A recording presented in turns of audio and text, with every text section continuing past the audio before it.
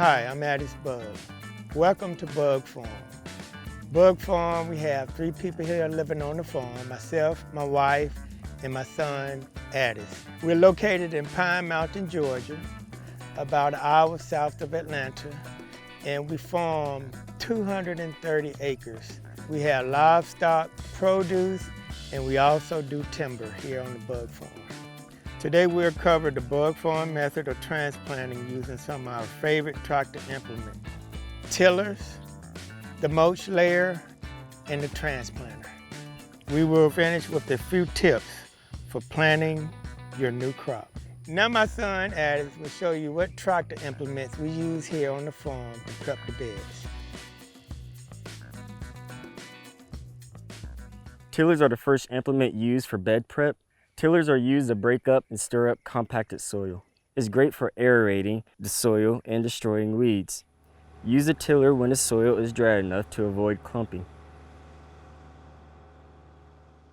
So this here is the Rainflow mulch layer. We use this a lot. This is a 4-in-1 tool. We use it to lay down the plastic mulch. We use it to make the beds, also to put out fertilizer, and also using for the drip irrigation to water all of our plants that need to be irrigated, all in one tape. Laying the plastic mulch eliminates most of the weeding that we need to maintain during the growing season. The disc on the side helps seal the plastic by taking soil from the furrows and covering the mulch while there's still tension. The fertilizer hopper allows us to feed the soil by evenly spreading 30 pounds of fertilizer per acre. The road track prevents the machine from slipping down and keeps the implements from swaying while laying the mulch layer, so everything is nice and straight. Although it's easy to use it with 2 people, it is possible to use it with a solo operator. This here is the water wheel transplanter. It can be operated by 2 people.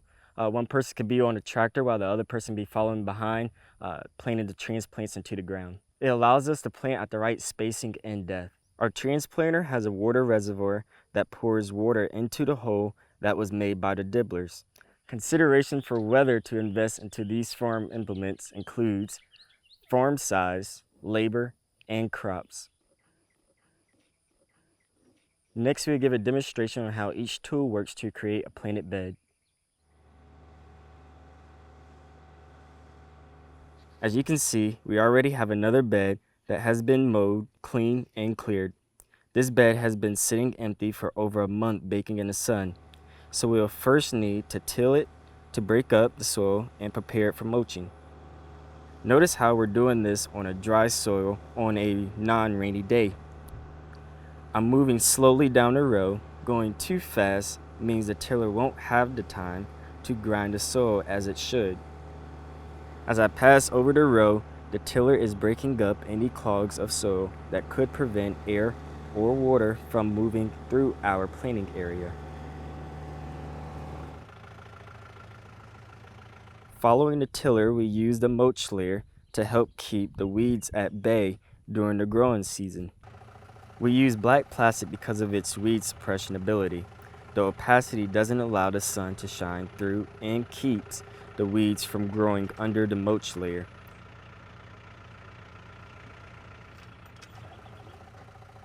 Notice how the side discs bury the edges of the plastic, keeping it in place for planting. And the road track is engaged in keeping everything in alignment.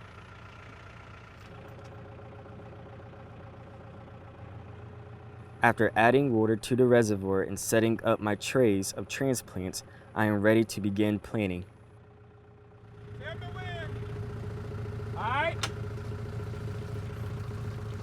Notice how the dibblers are making evenly spaced holes into the mulch layer. We tend to space most of our crops at 30 inches, but we can increase or decrease that number by repositioning the spikes along this wheel.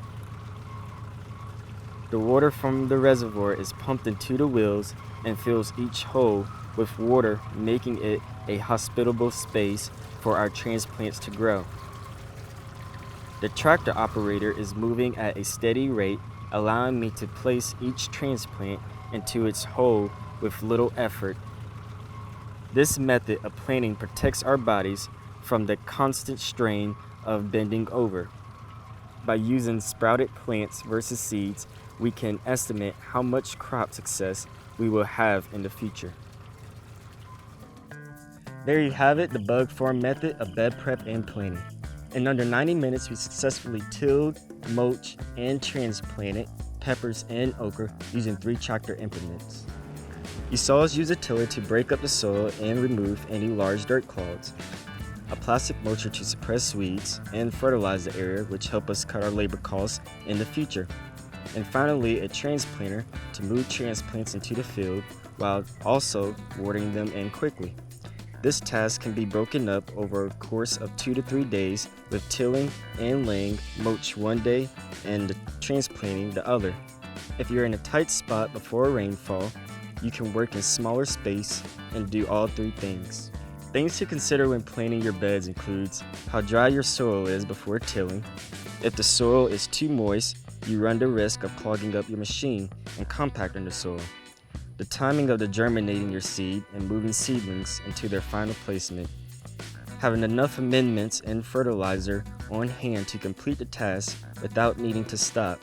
What you need to do for the aftercare of your newly transplanted seedlings.